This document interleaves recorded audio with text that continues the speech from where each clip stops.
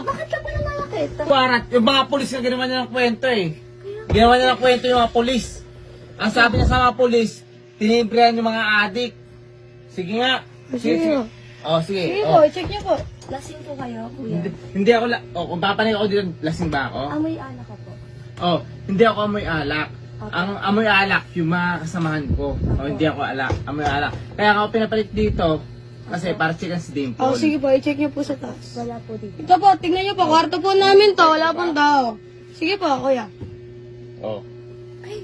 Kuya! Bakit ka pa nananakit? Kuya! Hindi ako nananakit. Huwag mo ano, kuya. Si Dimple ang may kasalanan nito. Pero hindi pa Nananahimik kami kami sa estasyon, sasabihin niya, Oh, sige po. may droga dito. Oh. Ngayon, nananahimik kami sa estasyon, sasabihin niya, sige.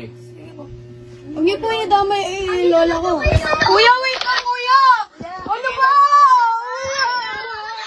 Kuya, maawa ka ba? Wag, kuya, wag! Hindi ako may kasalanan si Dimple.